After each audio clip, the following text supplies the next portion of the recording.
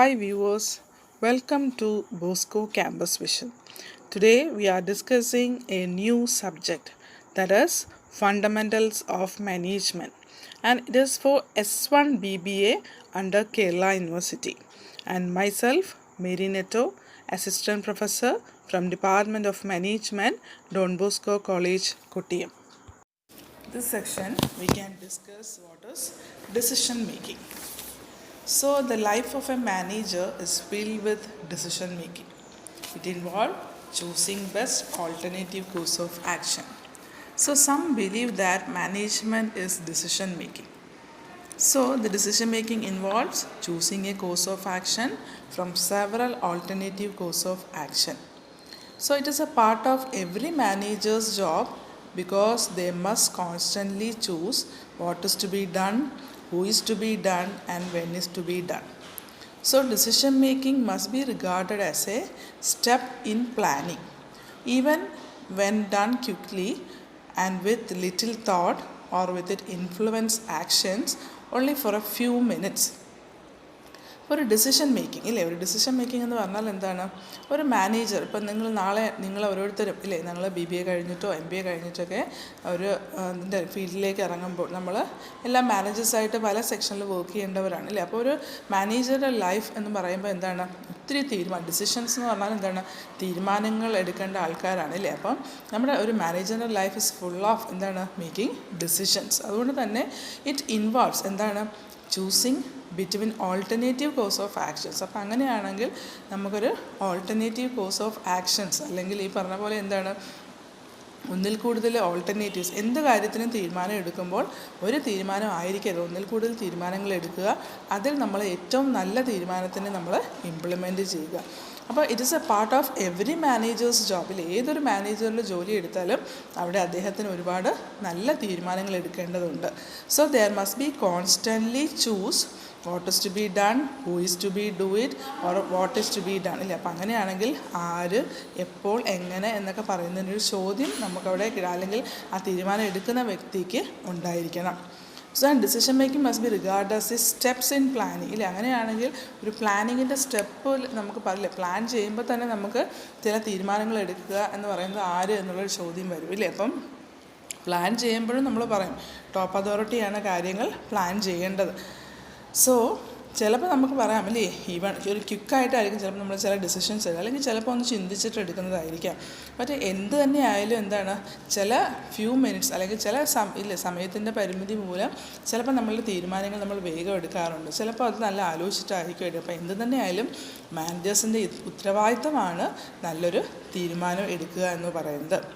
So A decision is an act of choice അല്ലേ. ഒരു decision എന്ന് പറയുമ്പോൾ ഒരു ചോയ്സ് ആണ് അല്ലേ. ഒന്നിൽ കൂടുതൽ കാര്യങ്ങൾ ആലോചിക്കുക, അതിൽ നിന്ന് നല്ലതിനെ നമ്മൾ പിക്ക് ഔട്ട് ചെയ്യുക. Wherein and executive forms A conclusion between what must be done in A given situation ഇല്ലേ. അവിടെ എന്താണ്, ഒരു എക്സിക്യൂട്ടീവ് സംബന്ധിച്ചോളം നമുക്ക് തരുന്നൊരു സിറ്റുവേഷൻ, അല്ലെങ്കിൽ നമ്മുടെ സമയപരിധിക്ക് ഉള്ളിൽ നിന്നുകൊണ്ട് ഒരു പെട്ടെന്നൊരു തീരുമാനം എടുക്കുക എന്ന് പറയുന്നതാണ് നല്ലൊരു തീരുമാനം. ഇപ്പം നിങ്ങളുടെ ഒരു കാര്യത്തിനൊരു തീരുമാനം എടുക്കാൻ പറയുമ്പോൾ അതിനകത്ത് ദിവസങ്ങളോ മാസങ്ങളോ ആഴ്ചകളോ ഒന്നും നമുക്ക് എടുക്കാൻ പറ്റില്ല. ചിലപ്പം ഒരു 5 മിനിറ്റ് കൊണ്ട്, അതിപ്പോൾ നമ്മുടെ ഓർഗനൈസേഷനിൽ പെട്ടെന്നൊരു ക്രൈസിസ് വന്നു, 1 ലക്ഷം രൂപയുടെ ലോസ് വന്നു, അല്ലെങ്കിൽ 1 കോടിയുടെ ലോസ് വന്നു എന്ന് പറഞ്ഞാൽ അതും ആലോചിച്ച് ഇരിക്കാനല്ല സമയം. പെട്ടെന്ന് നമ്മൾ എന്ത് ചെയ്യണം, അതിനെ ഓവർകം ചെയ്യാനുള്ളൊരു തീരുമാനം കമ്പനി കണ്ടെത്തണം, അല്ലെങ്കിൽ ടോപ്പ് അതോറിറ്റി കണ്ടെത്തണം. അപ്പം ഫ്യൂ സെക്കൻഡ്സ് കൊണ്ട് ചിലപ്പോൾ നമ്മൾ എടുക്കുന്ന തീരുമാനങ്ങൾ ചിലപ്പോൾ അത് സക്സസ് ആവാം, ചിലപ്പോൾ അത് ഫെയിലിയർ ആവാം. പക്ഷേ നമുക്ക് എന്താണ്, തീരുമാനങ്ങൾ എടുത്തേ പറ്റൂ. So a decision represents a course of behavior chosen for a number of possible alternatives. ആ പോസിബിൾ ഓൾട്ടർനേറ്റീവ്സ് ആണ്. അപ്പോൾ എപ്പോഴും നമ്മൾ കണ്ടെത്തേണ്ടത് എന്താണ്, എന്ത് പ്രോബ്ലത്തിനും സൊല്യൂഷൻസ് കണ്ടെത്തുമ്പോൾ അതിനെന്ത് ചെയ്യണം, പോസിബിൾ ഓൾട്ടർനേറ്റീവ്സ് കണ്ടുപിടിക്കുക, പോസിബിളായിട്ട് നടക്കാൻ സാധ്യതയുള്ള ചില സൊല്യൂഷൻസ് കണ്ടെത്തുക. അതനുസരിച്ച് നമ്മൾ എന്ത് ചെയ്യണം, ആ സൊല്യൂഷന് പറ്റുന്ന രീതിയിലുള്ള ആ സൊല്യൂഷൻസിന് നല്ലപോലെ ഇഫക്റ്റീവ് ആവുന്ന ഏത് തീരുമാനമാണോ അതിനെ ആയിരിക്കണം നമ്മളവിടെ ഇംപ്ലിമെൻറ്റ് ചെയ്യുന്നത്. Clear? Next we can discuss the definition of decision making. So according to Rustam, decision making can be defined as the selection based on some criteria of one behavior alternative from 2 or more possible alternative. So thus decision making involve two or more alternative, because if there is only one alternative, there is no decision make to be made. ഇപ്പോൾ ഒരു അല്ലേ author പറഞ്ഞു, Rustem എന്ന് പറയുന്ന author പറഞ്ഞ എന്താണ്, ഒരു decision making എന്ന് പറഞ്ഞാൽ it may be defined as the selection based on some criteria of one behaviour alternative from two or more possible alternative. അല്ലേ, ഒരു തീരുമാനം എന്ന് പറയുമ്പോൾ ഒരു സെലക്ഷനാണ് അല്ലേ, ഒരു കാര്യത്തിന് വേണ്ടി ഒന്നിൽ കൂടുതൽ ഓൾട്ടർനേറ്റീവ്സ് നമ്മൾ കണ്ടെത്തുകയാണെങ്കിൽ അതിനെയാണ് നമ്മൾ എന്തെന്ന് പറയുന്നത്, നല്ലൊരു തീരുമാനം എന്ന് പറയുന്നത്. ഒരു കാര്യത്തിന് വേണ്ടി നമ്മളൊരു തീരുമാനം എടുക്കുമ്പോൾ അവിടെ എന്ത് ചെയ്യണം, ഒന്നിൽ കൂടുതൽ ഓൾട്ടർനേറ്റീവ്സ് നമ്മൾ കണ്ടെത്തണം. അതിൽ നിന്ന് നമുക്ക് ബെസ്റ്റായിട്ട്, നമുക്ക് ഫീസിബിളായിട്ട്, നമുക്ക് മെറിറ്റ് അല്ലെങ്കിൽ ഡ്രോബാക്സ് ഇല്ലാതെ കിട്ടുന്ന ഏത് ആണോ അതിനെ ആയിരിക്കണം നമ്മൾ കണ്ടെത്തേണ്ടത്. And so the decision making involves two or more alternative, because if there is one alternative there is no decision to be made. അപ്പം ഒരു കാര്യത്തിനും ഒറ്റ ഓൾട്ടർനേറ്റീവായിട്ട് ഒരു പരിഹാരമേ ഇതിനുള്ളൂ എന്ന് പറഞ്ഞ് നമ്മൾ മുന്നോട്ട് നീങ്ങരുത്. പകരം എന്താണ്, രണ്ടോ മൂന്നോ അതർ ഓൾട്ടർനേറ്റീവ്സ് നമ്മുടെ കയ്യിൽ ഉണ്ടാവണം. കാരണം ഒരെണ്ണം പാളിപ്പോയാൽ നമുക്ക് എന്ത് ചെയ്യണം, നമ്മുടെ അടുത്ത സൊല്യൂഷനെ നമുക്ക് ഇംപ്ലിമെൻറ്റ് ചെയ്യും. ഒരെണ്ണമാണ് നമ്മൾ മുന്നോട്ട് നീങ്ങുന്നതെങ്കിൽ അതിന് എന്തെങ്കിലും ഒരു അൺസർട്ടനിറ്റി സംഭവിച്ചാൽ നമ്മുടെ വർക്ക് അവിടെ സ്റ്റോപ്പായി പോകും. അതുകൊണ്ടാണ് ഒന്നിൽ കൂടുതൽ ഓൾട്ടർനേറ്റീവ്സ് നമ്മൾ കണ്ടെത്തണം എന്ന് പറയുന്നത്. And also in the words of Peter F Drucker, whenever a manager does, he does through decision making. ഒരു മാനേജർ എന്ത് കാര്യം ചെയ്താലും നല്ലൊരു ഡിസിഷൻ മേക്കർ ആയിരിക്കും, അല്ലെങ്കിൽ നല്ല ഡിസിഷനിലൂടെയാണ് അദ്ദേഹം കാര്യങ്ങൾ തീരുമാനിക്കേണ്ടത്. So decision making is a process of selecting from a set of alternative course of action which is thought to fulfill the objective of decision problem more satisfactory than others.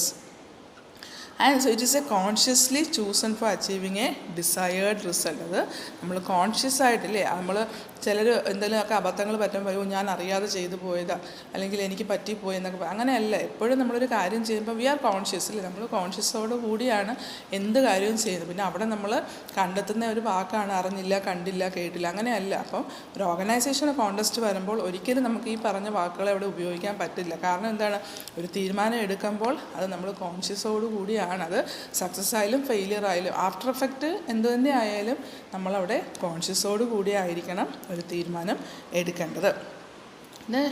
Next, there is some elements in decision making process, that is the decision maker അല്ലേ. ഒരു element ആയിട്ട് decision making പ്രോസസ്സിൽ elements ആയിട്ട് നമുക്ക് പറയാൻ പറ്റുന്നത്, ഒരു decision maker ആദ്യം തീരുമാനം എടുക്കുന്ന വ്യക്തിയാണ് അവിടുത്തെ അതോറിറ്റി, അദ്ദേഹത്തിൻ്റെ. അപ്പോൾ അതിൻ്റെ ആഫ്റ്റർ എഫക്ട്സ് അല്ലെങ്കിൽ അതിൻ്റെ ഡീവിയേഷൻസ് ഇതെല്ലാം മനസ്സിലാക്കാൻ ആ ഡിസിഷൻ മേക്കർ ആരാണോ തീരുമാനം എടുത്തത് അദ്ദേഹത്തിന് മാത്രമേ സാധിക്കൂ.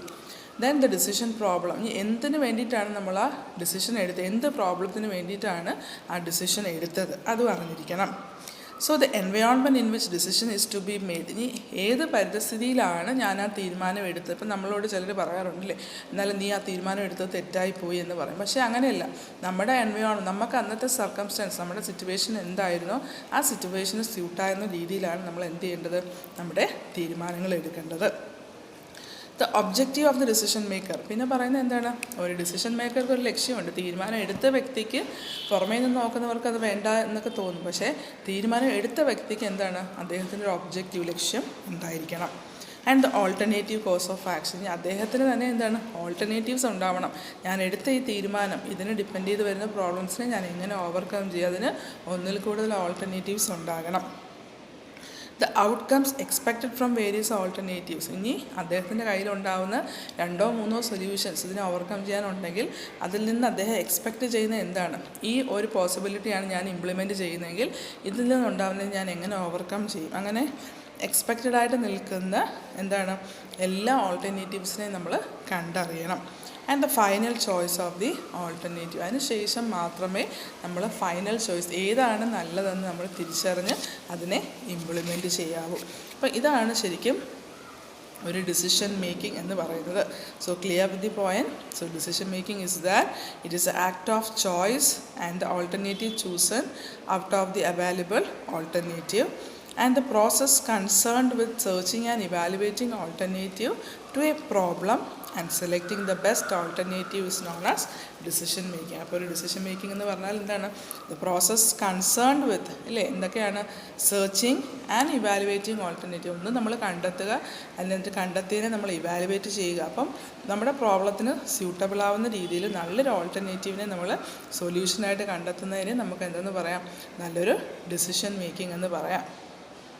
അപ്പോൾ അതുകൊണ്ട് തന്നെ നമുക്ക് പറയാൻ സാധിക്കണം ഇല്ലേ, ഒരു മാനേജറെ സംബന്ധിച്ചോളം അദ്ദേഹത്തിൻ്റെ ലൈഫ് ഇല്ലേ, ഒരു life of A manager is filled with decision making ഇല്ലേ. കാരണം എന്തുകൊണ്ടാണ്? ഒരു മാനേജറുടെ ലൈഫ് ഇല്ലേ, അദ്ദേഹം മാനേജറായിട്ട് ഇരുന്ന് കഴിഞ്ഞാൽ ഒരു ഓർഗനൈസേഷനായിട്ട് ബന്ധപ്പെട്ട് നിൽക്കുന്ന എല്ലാ കാര്യത്തിനും അദ്ദേഹം തന്നെയാണ് തീരുമാനങ്ങൾ എടുക്കേണ്ടത്. അതുകൊണ്ടാണ് നമ്മൾ പറയുന്നത് the life of A manager is filled with decision making. So clear with the concept and definition of decision making. I hope you are clear with the portion. So this is the end of today's session. Thank you.